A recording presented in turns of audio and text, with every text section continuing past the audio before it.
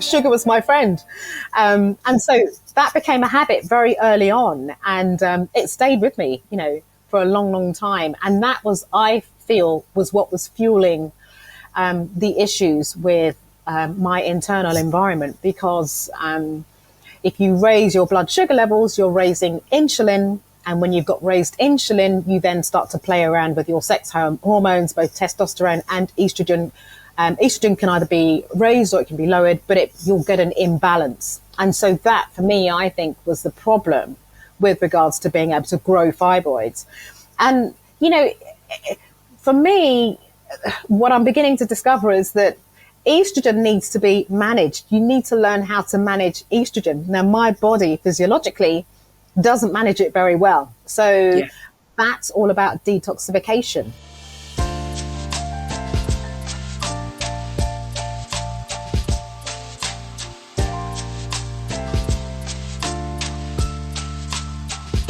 Hello, my lovelies. How are you? How are you doing? Are you looking after yourself? Are you finding moments of rest amidst the chaos? Are you taking deep breaths? I hope you're looking after yourselves. I am recording this a week before Christmas, so by the time this goes out, it'll be a few days beforehand. And I know many of us can get ourselves into a right state around this time of year, picking up from other people's energy as well, frantic energy as well. I hope you're taking some time to centre yourself and look after yourself and make sure that you put yourself first. Who am I? I'm Karen Arthur, and this is Menopause Whilst Black Season 5. So welcome if you're just joining us. If you're new, where have you been?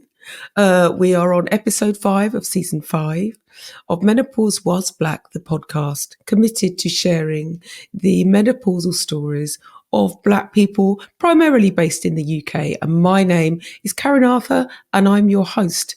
And I won't talk for much longer because our next guest has a lot to say. Her story is, there's stories of loss, of grief, of health issues, and triumph. I think that's the main message I want you and she wants you to get out of this, and a little bit of an offer at the end. So I'll let you listen, and then I will see you on the other side. Okay, bye.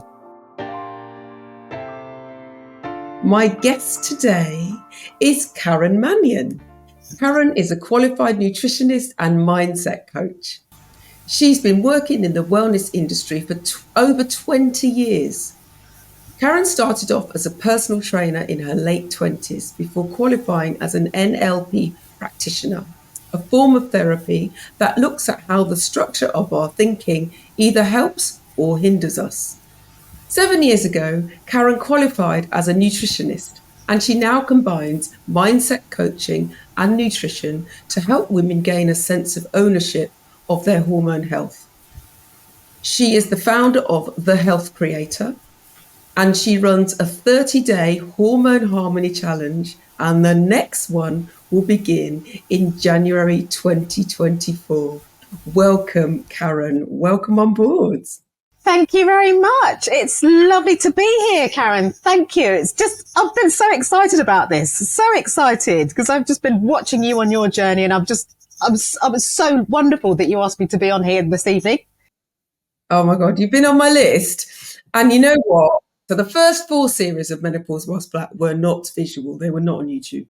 And also, I'm a person who, my word of the year is ease. It meant that I wasn't very consistent with the podcast. Season 5, I've decided we need to reach more people. There are lots of people, particularly Black women, who need to hear about, menopause as they experience it. And so I decided to go on YouTube and also to, create them once a week. So I got round, you were on my list, and I finally got round to you. So I'm very, very, very, very pleased to have a conversation with you. And we met how many years ago now? Do you know, it must have been when we first moved to Plumstead. So I met you it was in Was it Blackheath? Or it I think was it was Blackheath, yes. something like that. Yeah. And I met you, it must have been about 2016, 2017, something like that. It was a long time ago. And I'll never forget you because you're the brightest, the most beautiful woman in the room. It was one of those. It was a Well, networking event. I say awful because I hated networking. I mean, You would never I know like that. people who like it, but Mm. see it as a means to an end. And it was a networking event. It was the first one I'd ever been to. I remember we stood in Really? school, yeah, and we had to introduce ourselves, and then we had to talk to strangers. And I was like, let me find the black woman in the room.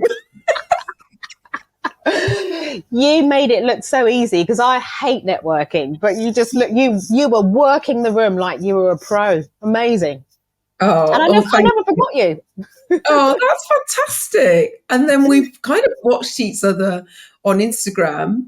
And now here we are having a conversation Absolutely several years wonderful. later. So thank you. So, Karen, Mm. tell us about yourself. Who are you outside your title? Well, who am I? So I guess first and foremost, I'm a wife, happily married to a wonderful man called Lee. And then I'm a very good friend. I have a best friend who I speak to every day. That's a very important relationship that I have. I am also a godmother, which I take very, very seriously. I've got a couple of very special godchildren, and I get to be in their lives and get to help them, help to be part of their lives in a very special way, and in a very in-depth way. They are very, very special relationships to me. I'm a sister, kind of. I'm I'm a daughter. Initially, as a baby, I grew up in a foster home. So that was a wonderful and very loving environment. Very strange because it was a white family. So that had an impact on my identity. And then at about the age of 7, I was reintroduced into my own biological family. And that was actually a very big challenge. And it continues to be so. Because I was a very different person. I'd grown up in an environment. I had developed beliefs, had become a person, a little person in a household where culturally things were very different. And my family were going through some very difficult times, and we didn't really, especially my mother and I, didn't really get to bond. So it was a very difficult and challenging time. And it's something that, continues to be so, but, we all have our challenges. So, that is me in a nutshell, outside of my title. Yeah. I want to take a moment to appreciate and honour what you've just shared. Thank because these things aren't easy.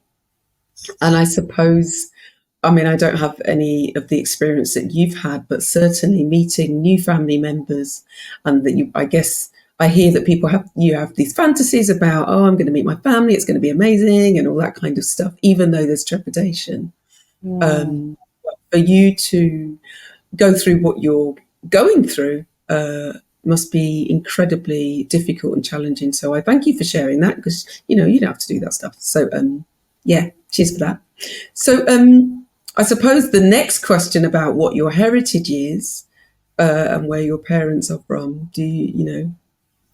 Yeah, I mean, so my parents are from Ghana, and yeah, I mean, it's difficult to really know what to say because, I mean, I've been there a couple of times. I went there as a child, so I was taken out of the foster home and just we went straight there, and I spent some time in Ghana as a child, and I loved it actually.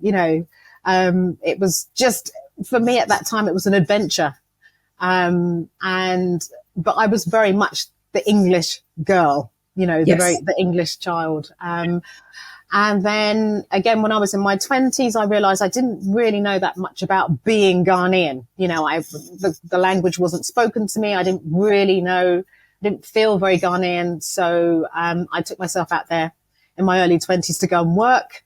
And again, it was very obvious to me that I was very much the English, person It was very obvious to everybody else around me when I was in Ghana working out there that I was very English, and I just felt this sense of separateness. But that's where my parents are from. You know, it's a beautiful country. It just doesn't really feel like mine.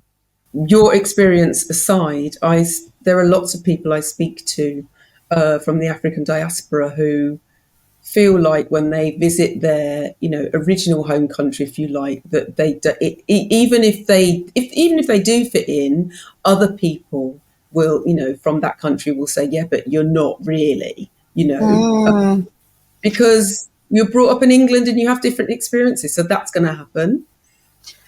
Yeah, absolutely. And I think, sometimes, I might have a conversation with somebody who is Ghanaian and I say, oh, don't you speak the language? And I'll say, no. And they'll say, oh, you're lost. You don't know yourself, and I think people who are very Ghanaian, who have grown up there, who are born there, love to make you feel very separate and make you feel very different, and almost you kind of feel guilty. You feel ashamed for not being able to feel this sense of Ghanaianness or Africanness. But that's life, right? You've just got to take whatever you can and live it. But that's a difficulty because you do feel that sense of separation. And so we all want to belong somewhere. So I think I just say that I'm black and I'm British. And that's it, and being in, when I'm in Ghana, it becomes very clear and obvious to me that people like to point out that I can't speak the language, or I'm not very Ghanaian. And, even relatives snigger at me because, I don't speak the language, and it's annoying, but, I just accept it now. We need to make peace with stuff like that, don't we? Because there will always be people who we want to embrace us and for some reason may not, because our blackness doesn't fit the box that they have put us in. And often, we can be in situations where, people who look like us are talking about things that people might, looking on the outside, might assume that we have the same experience, and that's not the case. And that's what the African diaspora is. That's the name of it, is that the point was to divide us. And so what's really important is that when people say things to us that make us feel a little bit, inferior or shame, to recognise that that's on them, that's not our story, and that your experience as a black woman still makes you a black woman, and just appreciate that. So thank you for talking about that. So where are you based now and how old are you? So I am based in Plumstead, which you may know because I think you were living near there, which is in South London. I've always been a West Londoner. So I was born in Chiswick. And I lived in Ladbroke Grove for a long time. So I'm a real West London girl. But, we kind of, when I met Lee, my husband, we lived in West London for a long, long time. And then we were renting, and it was like, how are we going to buy a property in West London? We kind of got priced out of the market. So we moved to South London, and we're in Plumstead now, which is fine, but I'm always going to miss West London. I'm a West Londoner, and my age, I'm 51. Right. I kind of got to that point where I just think to myself, I almost forget when people ask me how old I am. Someone asked me yesterday, and I have to think about it now, because I kind of, in my head, I just think, well, you reach 50, what good is there to know, how old you are? Let's just live our lives and just enjoy, each moment and year that we get to be on this earth, I love that. And it's so true. And I asked for the purposes of this podcast because of where you are in your menopause journey, which is the next question. But I completely understand. I forget how old I am. But at the same time, I've always been proud of how old I am, because I feel like it's great that I'm here, or still here. So 51. So who taught you about menopause, Karen? That is a very, very amazing, great and funny question. Nobody taught me about menopause. Menopause taught me about menopause. So I was just going about my life. I mean, I guess I will tell my story because, it's a shocking one to me. I didn't, no one told me about menopause. No one told me about periods, actually. I remember having a conversation when I was about 9, and when we used to go swimming every Monday. And I remember this lady, Tracy Bland, she said to me, "Oh, have you started your period?" And I said, have I had my ears pierced? Oh, that's what I thought. Oh, well, she said, "Have you had your ears pierced?" She said, "No, have you started your period?" And I was like, no idea what that was. And then thank God she asked me that question. She told me what it was, because a few weeks later, I started my period. I must have been about 9 or 10.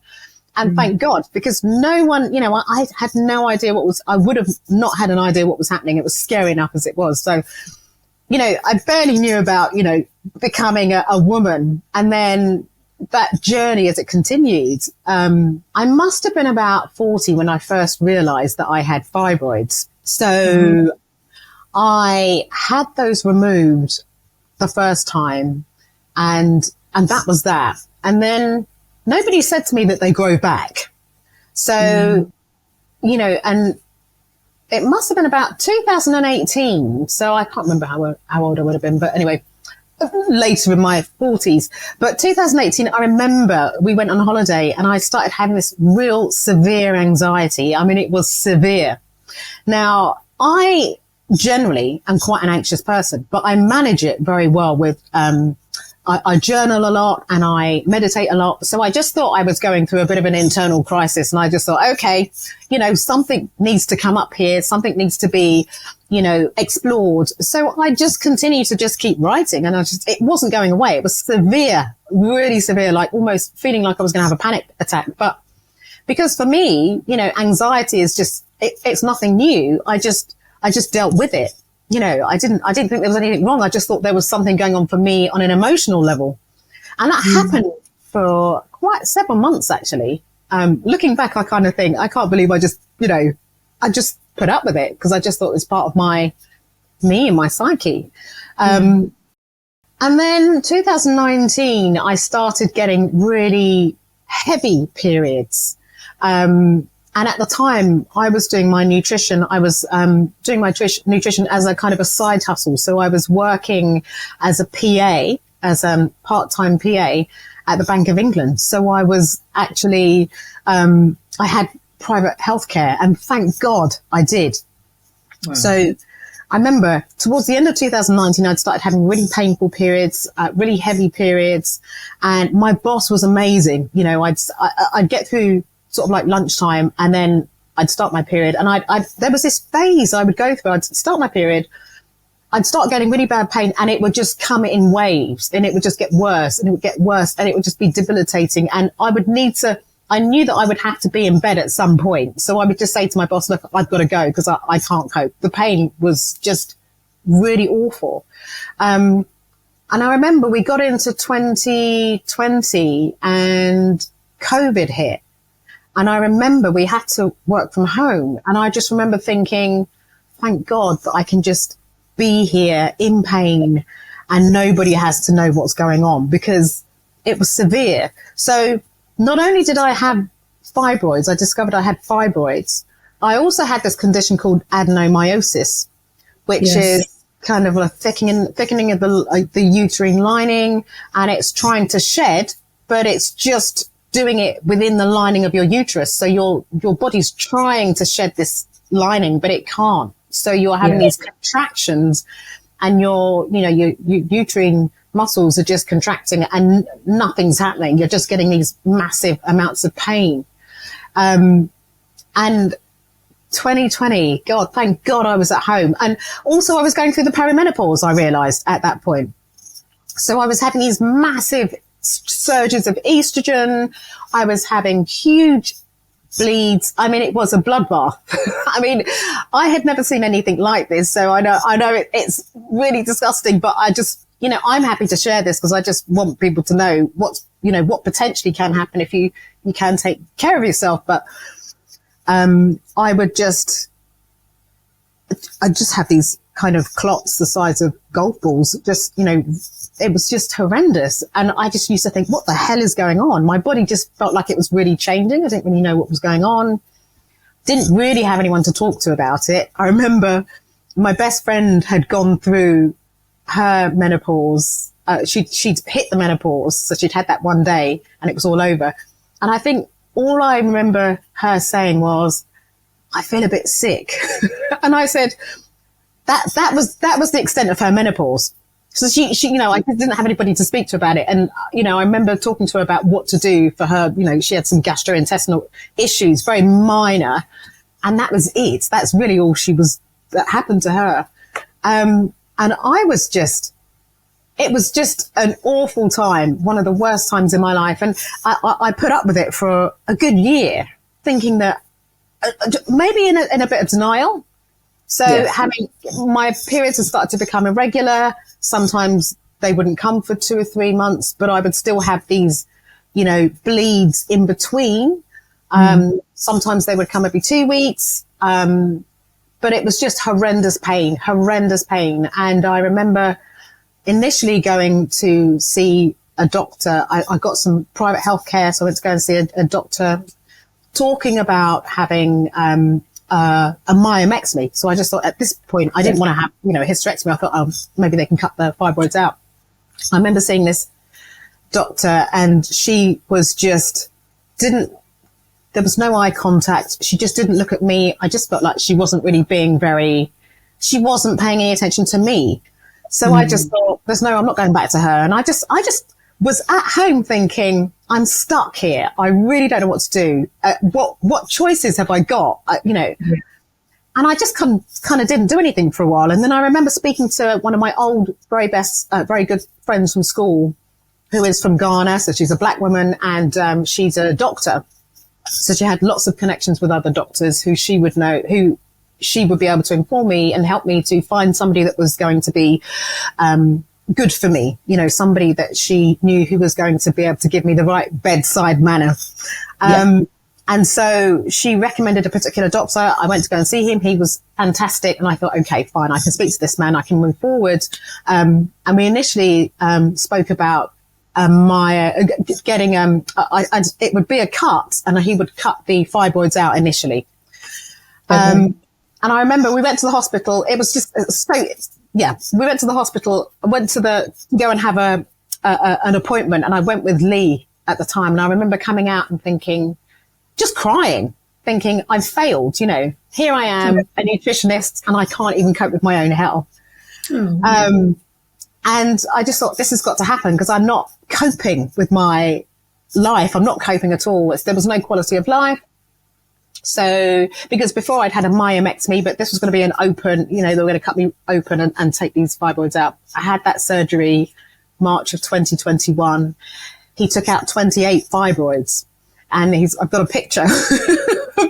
He's like, he kind of put them in a concentric circle, the smallest one and then coming out to the biggest. And it took, I think, about 4 hours. And I thought, okay, fine. You know, we've had this operation. Things are going to start to get better now. And I remember for maybe 1 or 2 months, things kind of felt like they were getting better. And then things started going downhill again because I'd had this adenomyosis, which was, I was continuing to have these bleeds. My uterus was continuing to contract and trying to shed this lining, which it couldn't. So I was in severe pain. I remember this was the worst time in my life. There were times where I just couldn't walk. So I would be in such pain that I would just crawl to the bathroom. You know, I'd get out of my bed and I just couldn't even walk. So I would crawl and I could barely breathe because I'd lost so much blood. So I barely had any hemoglobin. So I couldn't breathe properly. So I really, really low in iron, hemoglobin. I could barely walk and I would just breathe and it would just be one breath at a time. And I'd say to myself, you've just got to get through the next minute. You've just got to get through the next minute. You've just got to get through the next minute. And my best friend said, you've just got to go and get a hysterectomy. What are you doing? So I called him up again. And it was probably maybe August, September, something like that. And he said, look, there's a slot available, at this date. You just need to come in because there's no quality of life. And so I went in and I had a hysterectomy and it's just the worst thing. It's the worst year of my life. 2021 was the worst year of my life. I've never experienced any pain like it. I've never been so low. I think it was traumatic for my husband as well, because he had to watch me completely deteriorate. I mean, I lost loads of weight. I couldn't eat. It was just awful. And I just had this huge, really extended stomach where my uterus was just really swollen. It was awful. So, as I say, the perimenopause came to me. That's, it was teaching me, what the perimenopause was. I mean, it came in such a big way that it was just the most horrendous experience I've had, really. And so unfair. I have questions. I always have questions. How are you now? Let's just fast forward to there, and then I'm going to take you back a bit. Yeah. Do you know, I am really grateful. I'm so, so grateful to be alive is where I am now. I look back and I just think I can't actually believe I survived that time, because I remember listening it was, I mean, listening to you to explain, it was just like one thing after another thing after another thing. And also what I took away was how much you suffered over and over again. And I feel like, and you're right, this is important for people to learn and to understand, especially women who might be listening to this and going through similar, because it might encourage them to go, you know what, this is me. I need to take myself to the doctors, Did you talked about going to the doctors. I know you had some private healthcare. Was it all private healthcare, or was some of it NHS?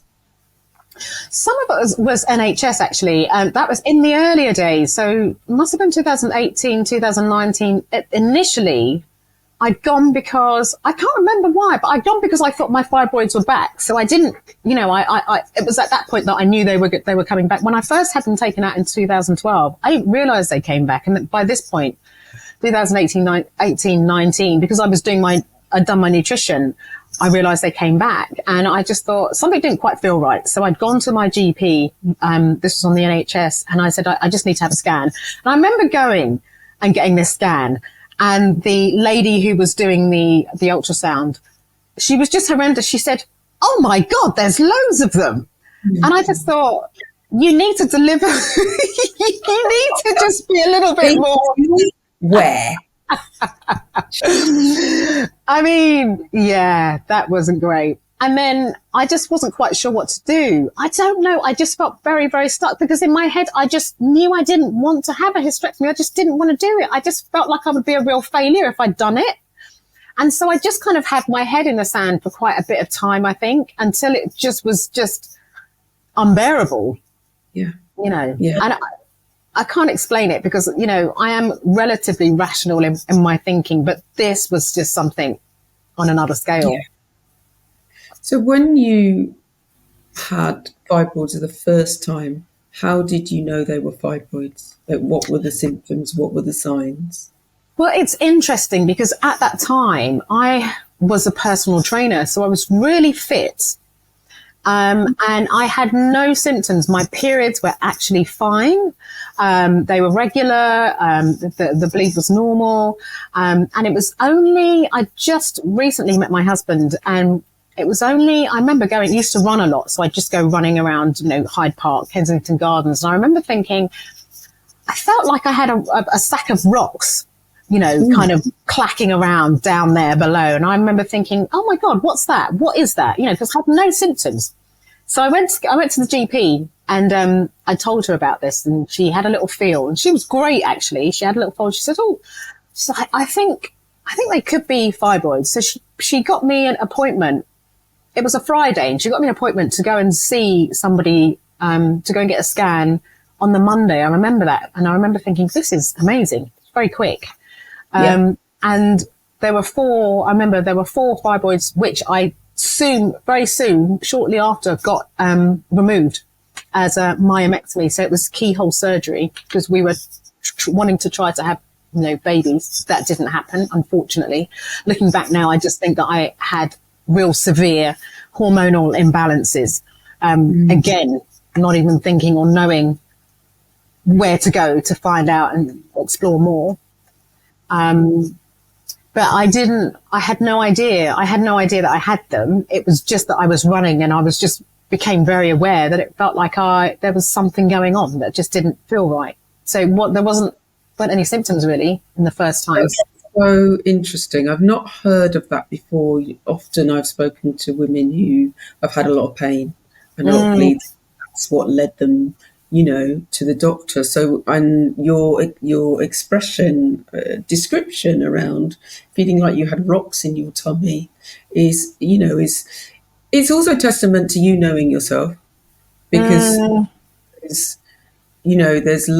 there are many of us who hope it'll all go away, and just keep going and think, oh, well, that's part of getting older, being a woman, all that kind of stuff. And so it's really important to kind of get yourself to the doctor if you can, even though some of your experiences with doctors were not, or, medical health professionals were not pleasant at all. No. And I didn't, fibroids came back. And when you said that, I was sitting here thinking, why didn't you know that, Karen? Like, as in me, this Karen, two Karens here, guys. Why didn't I know that? I read it and it didn't go in, but that did not occur to me, because you think once you've had an operation, it's all sorted, isn't it? That's the interesting thing. Yeah. So, I mean, I didn't know. And at the time I was ignorant because, when I first had them out, I didn't have any understanding or knowledge from a nutritional perspective at all. But now looking back, I think any kind of condition is an end result of something that has been brewing for a long, long time. So a state of health, a state of mindset, a state of diet, a state of lifestyle, a continuous journey of just not knowing and doing the wrong things over time will create something potentially. We all have, my body physiologically has the capacity to grow things based on the amount of estrogen that it isn't able to manage. So, fibroids, adenomyosis are as a result of my body's inability to manage estrogen. And this is something that I'm now really, really interested in. So this is something that I think more and more people are becoming aware of, that if you get them cut out, usually doctors will say to you, right, go off and go and have your children now because they're going to come back. Wow. My doctor didn't actually say that to me at all. So I thought that's it. It's fine. I'm okay, And another thing I want to mention is that, I had no idea that I had fibroids the first time round. I just thought, I was very fit, but I was very much a binge eater. So I was a real sugar, I literally relied on sugar. I was addicted to sugar from when being a child. Sugar was my friend. It was the thing that kept me company. So I was a real sugar addict, and it was never seemed like it was a problem because I was always very fit. I looked fit. I was working out a lot of the time. So I looked fit. It didn't look like there were any problems going on, but I was just this binge eater. So I was a real sugar fiend. And all the while, that's fueling a disease state. And that started when I remember, when I was sort of 8, when I kind of met my biological family, because we just went on the same page, and I needed comfort, I needed love, I needed support, encouragement. I wasn't getting any of that. So, sugar was my friend.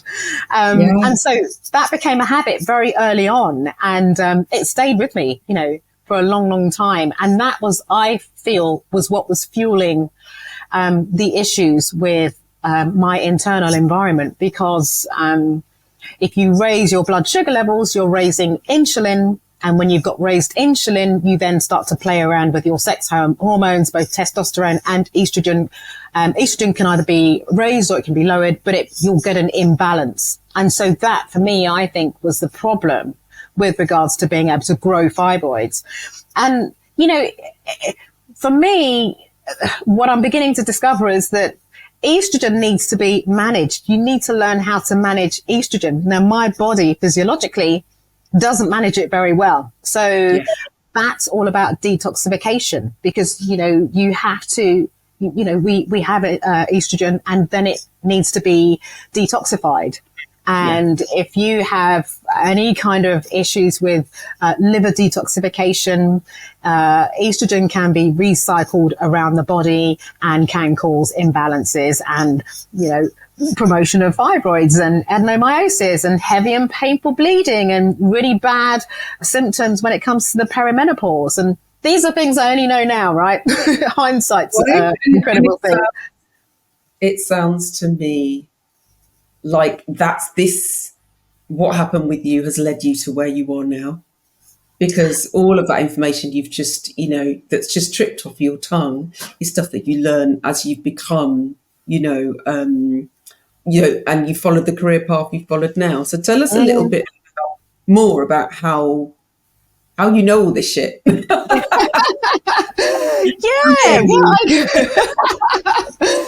guess I know a lot of it now because of my experience, and I was just really curious because I just thought I had the most horrendous experience, and it was just very depressing to me. And I just thought, I can't let this destroy me. I have to do something useful with it. And so I just immersed myself in a lot of learning, and I pretty much all my clients that I've got now have either got fibroids, they've had hysterectomies, or they've got an estrogen dominant condition, or they've got some form of hormone imbalance, because I'm just so intrigued by that. So as part of my journey and my learning, I guess I'm attracting that kind of clientele who are really also struggling with their hormone health. And so my real kind of mission now is to try to help as many women as possible get to the perimenopause in one piece. So, really, we kind of need to be learning about how our hormones work as females, especially, Black females, because one of the big problems is that, Black and brown people in general are far more likely to get type 2 diabetes at a younger age. Yeah. So the problem with that is if you're getting it at a younger age, then by the time you get to the perimenopause, potentially you're reaching it with a pre-existing condition. So then your symptoms are going to be a lot worse, right? So we kind of need to manage that. And as, when I work with people, the first thing I do now, whether they're Black or white, is I get them to use the blood glucose meter. And pretty much every single one, apart from maybe one or two, have been pre-diabetic, if not diabetic, but they haven't known. So we need to understand when we get to the menopause, we become potentially, our blood sugar levels become more dysregulated. So we are at far more risk of type 2 diabetes and conditions such as cardiovascular disease, stroke, all of these things. So we need to rein it in before we get to the perimenopause, because things can get worse. And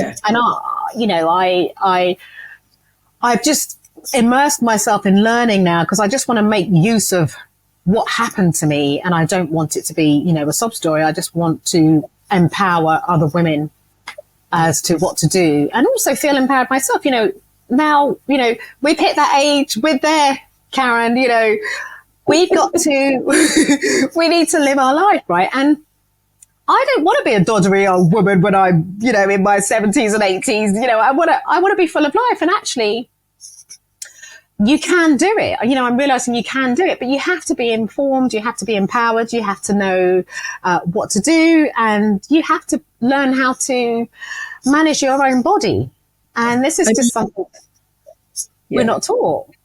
You have to understand that your journey is your journey and understand yourself as well. And it sounds to me, not only are you empowering women to understand that, but you did that first by learning yourself, and what a difference, and what a journey you've been on, So where are you in your menopause now? Are you still in perimenopause? Have you moved? Oh, you've had your let's start again, shall we? Did your doctor tell you about how you would go straight into menopause? How did they prepare you for the next part? So again, that was quite interesting to me because he said, you can either keep your ovaries, which means that you may not go straight into menopause, or you can take your ovaries, get your ovaries taken out.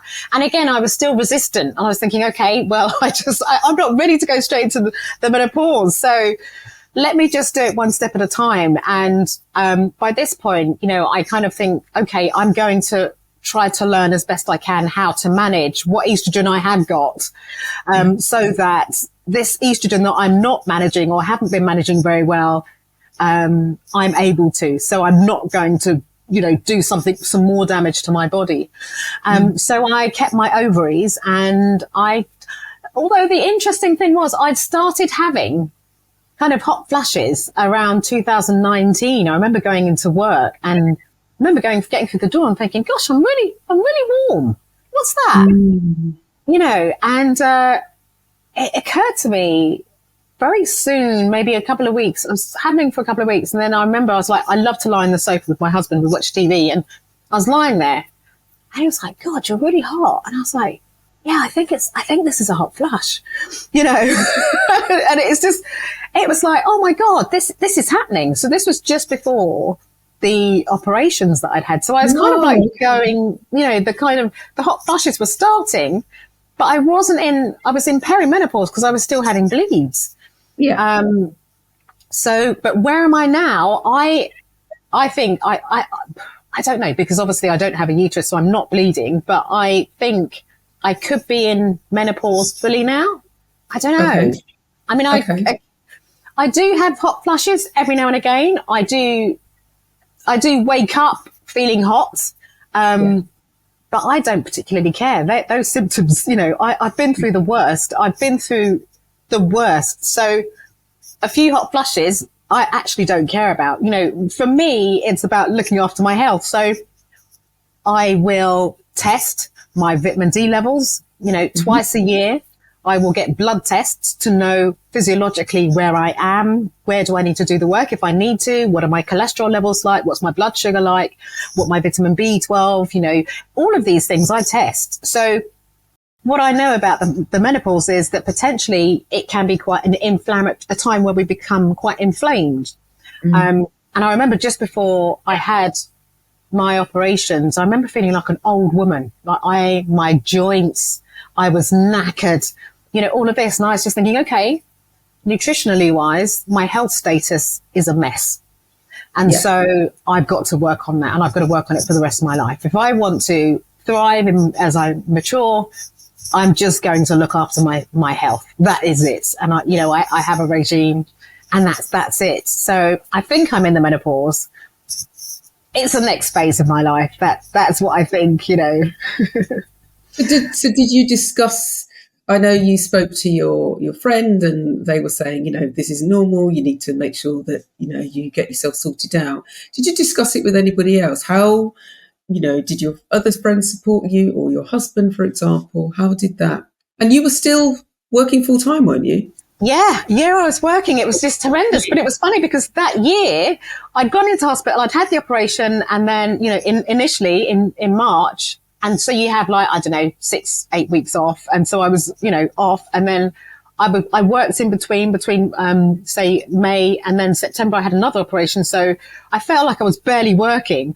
And we were working from home at the time because it was, COVID times.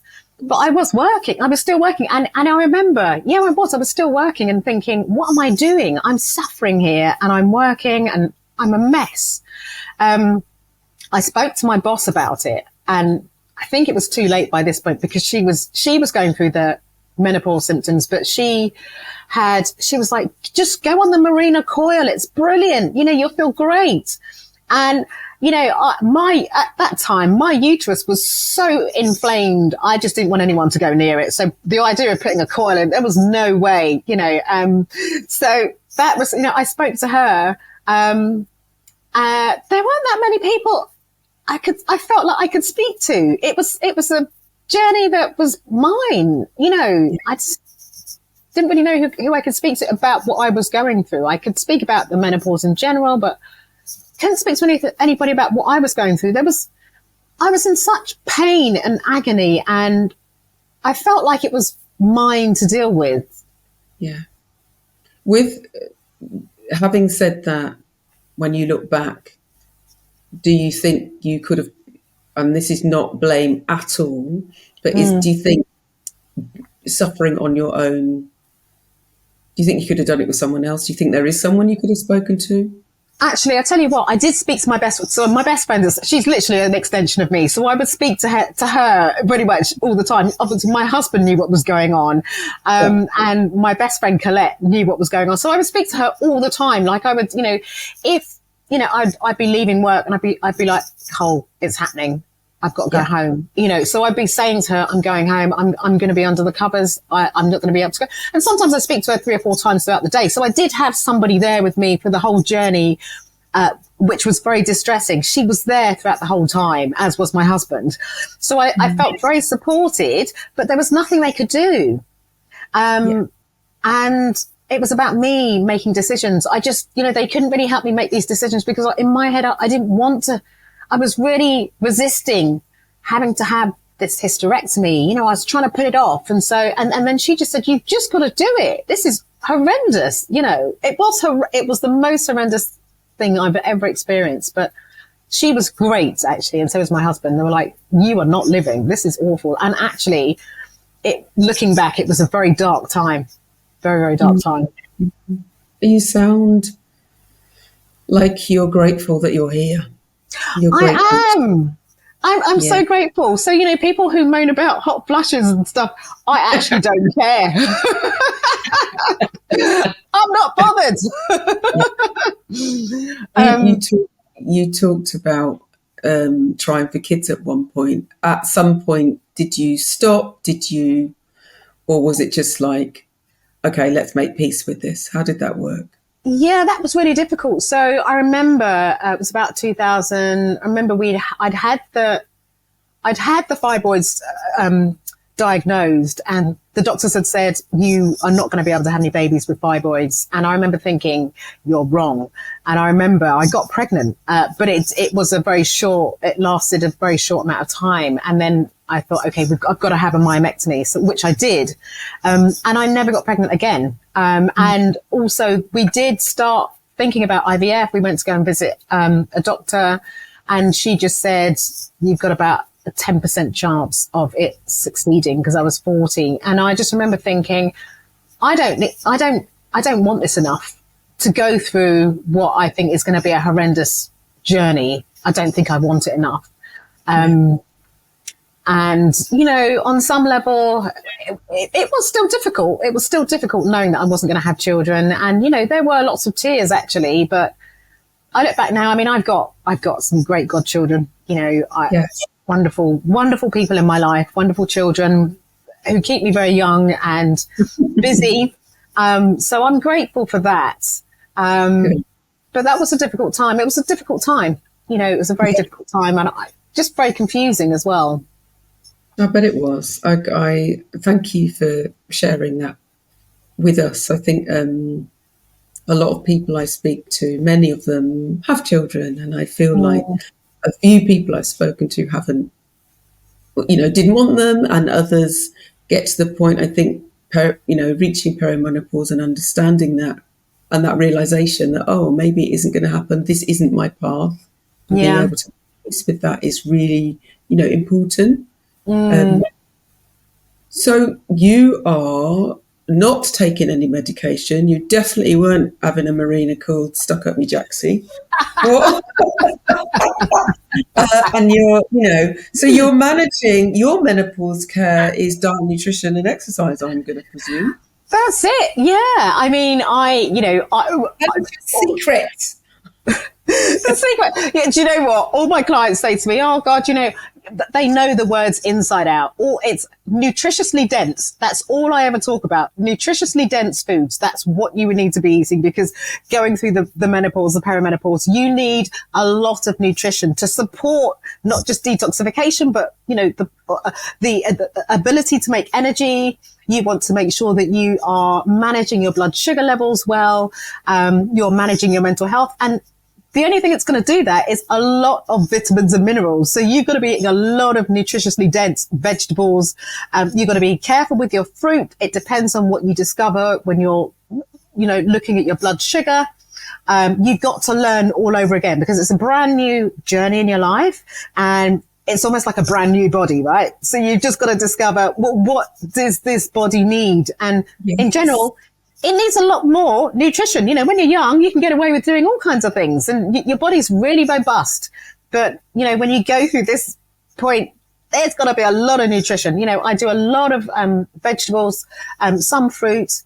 I have a green powder. I make I always say to my clients, it's disgusting. It's a green juice. It's got like spinach. It's got spinach. It's got kale. It's got green powder. I put some blackstrap molasses in because that contains iron, calcium, magnesium. It's a useful sweetener. A lot of foods become quite functional when you're menopausal because you're looking for nutrition and you're looking for ways to support the level of damage that can occur. They call it free radical damage. So things like green tea, cacao, they contain plant chemicals called catechins, which are fantastic for detoxification. So just because I've had my fibroids out doesn't mean that I don't have a body that is physiologically one that doesn't manage estrogen very well. So I work a lot on detoxification. I grow my own sprouted seeds for things like broccoli seed sprouts, mung bean sprouts, which are really good for not just digestion, but for detoxification. Just lots of nutritionally dense foods. That's what I focus on. Sleep. Are you vegetarian or flexitarian or? No. I just have a very, very highly plant-based diet with animal, products, with fish and meat. But it's just, there's a lot of vegetables. There's a lot of fruit, just nutritiously dense foods. So you run because I mentioned it at the beginning in your intro. It sounds really interesting. I'm already thinking I need to sign up for this 30-day challenge. So honestly, Karen, you would love it. I eat very well, but I have my moments. We all do. But also, like there's some of the stuff that you were mentioning, I was thinking, oh yeah, I put that in my smoothies and that kind of thing. But it would be good to kind of have a refresh, if you like. So tell us a little bit more about your challenge that starts on the 1st of January or yes, I'm doing it. Yeah, I'm starting it on the 8th of January. And I've just started doing these. So I used to run, I still run them actually. I was being commissioned to do it for the NHS, and I do it for women who are struggling to lose weight in order to get pregnant. So they need IVF treatment. And so it's, I call it a weight loss program for them. But what we're doing is focusing on hormones. So, the first one is insulin. And that becomes really dysregulated when we are menopausal. So it's, I use a blood glucose meter. It's a pinprick. But you can use a continuous one where you stick it on the back of your arm. And I teach women how to use that. So I teach them how to, understand their physiology. And that's where things become quite interesting because that's where you realize there is no one, solution. Everybody is different. Pretty much every single person is pre-diabetic, so they're outside of the healthy range. And what I tend to teach them to do is bring themselves back into the healthy range, because at that point you're losing weight, you're increasing your energy levels, you're beginning to, even things like bloating. I'm not even really focusing on gut health, but because you're forced to eat a lot of nutritiously dense foods, all those nutrients supporting a healthy digestion. So there are so many kind of great things that happen. I mean, I had somebody who had hemorrhoids and they disappeared. It's really great for your cardiovascular health. It's just the ideal thing for the menopause, because these are all the issues that we need to deal with. And it's just a very easy way to deal with it without really getting, you're not obsessing over anything. You're obsessing about trying to bring your blood sugar levels down because you're beginning to understand what to do to feel better. And so it's a really easy way to do it. There's no diet, and it's just really refreshing because you're learning how to be healthy ultimately. It sounds like, the perfect start to the, calendar New Year, certainly. I mean, my New Year doesn't really start till the clocks go. But anyway, so if people want to sign up, they go to your website, how do they find you? Yeah, if they'd like to sign up, it's on my website, which is www.thehealthcreator.com. And the challenge is, it's just called the Hormone Harmony Challenge. It starts on the 8th of January. And honestly, I kid you not, even though I say so myself, I've designed this, I've been doing it now for almost a year, and it's just had incredible results. And only because I just don't promote diets. I'm not a big fan of them. And so you can't unlearn what you learn on this challenge. And it's just had such great impacts on so many women. I just want to keep moving this forward, and so, yeah, I'm hoping to take it into, local authorities and, councils and other places, because it's brilliant. It's really empowering, and you realize it's pretty easy to be healthy when you know how to do it. And it eliminates things like emotional eating as well. We love easy. We like easy. Easy. I'm in. I'm your first. Karen, I'd love you to be there, Karen. I'd love you to be there. Oh my God, you'd be so refreshing. It'd be amazing. You could be just motivating everybody. I'd love it. The thing about pre-diabetes, just to add to that, is that I was diagnosed, if that's the right thing, with pre-diabetes, and no one was more shocked than me. There's this assumption that if you're fit, if you look a certain weight, or you look fit, or you do all the things that that diabetes isn't going to get you. And it wasn't until I actually wanted to go on HRT, and I had to have all the tests, and my test came back, and I had to look at what I was eating and realizing that what had served me before doesn't serve me now. And so what you said about fruit has been my biggest kind of, oh my God, and more vegetables and stuff like that. And I'm back down to what I think is a decent level. But yeah, I am in. So, Mrs., do you have a routine? And if you do have a routine, do you care to share? Well, as I said earlier, I think I'm quite an anxious person. So I've been learning how to manage my mental health for a long time. So usually every morning I tend to write, so I journal. And then if I have time, I will also meditate as well. So I like to meditate. And then I've taken recently to singing in the shower, because it's kind of, it's all about the vagus nerve, activating that feeling of relaxation, taking deep breaths, and just bringing joy into your morning to start you off right. I like that. Singing in the shower. And of course, it doesn't matter what you sound like. No. I mean, maybe my neighbours can hear. I don't know. I've not had any complaints yet. That's beautiful. I love joy into your life first. It's like you set yourself up for a great day before you've even left the house, if you're leaving the house. That sounds great. Yeah. And then, in general, I do quite a lot of meal planning. As with you, I found that I was pre-diabetic a long time ago. When I first discovered the second time I had fibroids, I started testing my blood sugar, and it was high. So, and it runs in our family. So I try to be quite careful with what I eat. I fall off the wagon a lot, but, I also like to I've got a blood glucose meter. I kind of know what I do with food. I tend to try to stick to just 3 meals a day. I don't try not to eat in between meals. I try to eat within a window of about 8 hours. I try to get 7.5 hours sleep. I try to exercise 3 or 4 hours a week, all the usual stuff.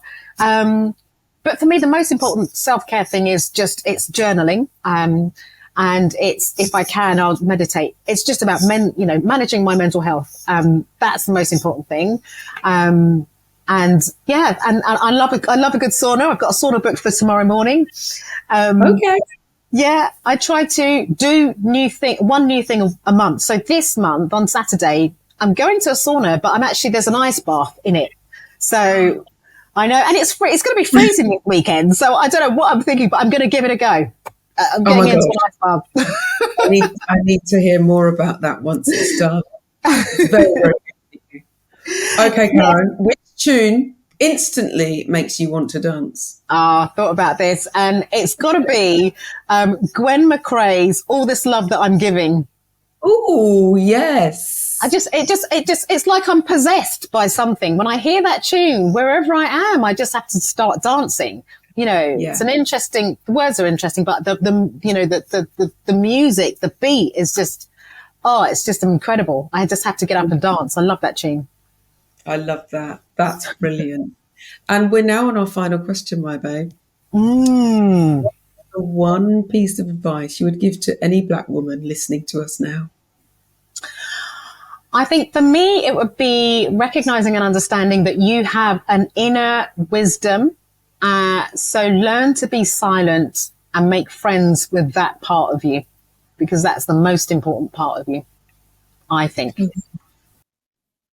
Making friends with your inner wisdom. And for that, you do need silence. You need to be able to listen.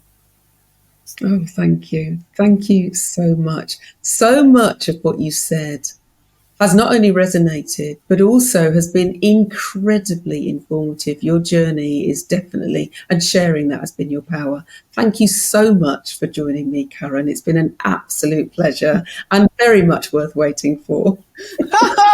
I've been so excited to be here. Thank you so much for having me on. It's been amazing. I've loved it. In fact, because normally I've listened to a lot of your podcasts and I always sort of hear you talk. I feel like I've just been talking non-stop and I've not even given you a chance to speak at all. No, honestly, we need to hear your voice. That's why you're here, babe. Thank you so much. Lovely, lovely Karen. So honest. What a story. I think the main thing I took from Karen's story was how long she suffered and how much she went through before things started to get better. And that whole thing around, the adversity that we go through that leads us to purpose, that leads us to want to help others. So whilst her story is in parts very difficult to listen to, what's come out at the end is that she's not only got a handle on her menopause care and has looked at her hormones and taken herself off to learn so much more about her body, but she's also wanting to share that with you. And yes, so she's sharing it with you. She starts a 30-day challenge, although she doesn't describe it as a challenge. It might be a challenge for me because I'm certainly going to take part. So if you're interested in Hormone Harmony 30-day challenge, then head over to her website, thehealthcreator.com, or find her on Instagram at thehealthcreator. And find out a little bit more. I'll also put links in the show notes as well. Get involved. I just want to say about the Joy Retreat Barbados, the world's first menopause retreat for Black people in any stage of menopause. We leave on April the 29th, 2024 for 7 glorious days on the east coast of Barbados. If you're willing to join us, if you want to join us, if you feel it's something that you need, if you feel that you need rest and you need help with taking yourself out of your normal environment and being amongst like-minded people who understand many parts of your journey, then do join us. You can read more about it on my website. Links are all in the show notes. Or you can send me a message at thekarenarthur@mail.com. If you want to take advantage of the payment plan, there is a 3-month payment plan that does actually end at the end of December, the end of this month, 31st of December, 2023. But get in touch if you want to find out any more. I'm on my way to a party. So if you're watching this on YouTube, I've got glittery things on and glittery earrings. So I'm hoping that you are feeling festive, and I'm hoping that you are able to take and find some joy in the midst of all of this, and as well as some rest. Listen, take care of yourselves. If you enjoyed this episode, there are lots of other episodes. I think there are 46 other episodes, 4 more series waiting for you on Spotify, on Amazon Music, on iTunes, or wherever you get your podcast candy. And all of these episodes for season 5 are also on YouTube, as well as all of those platforms that I've mentioned. Do me a favor, write a review, write a lovely comment, give us some wonderful feedback, and share it with people. Share it with your workplace, share it with your friends. Don't keep it to yourselves. More people need to hear the words and the stories that we're sharing here. That's my ramble over. Look after yourself. It just remains for me to say, have a happy, gentle season. Have a season that you want and you wish for. And I will see you another time. All right, you take good care. Bye.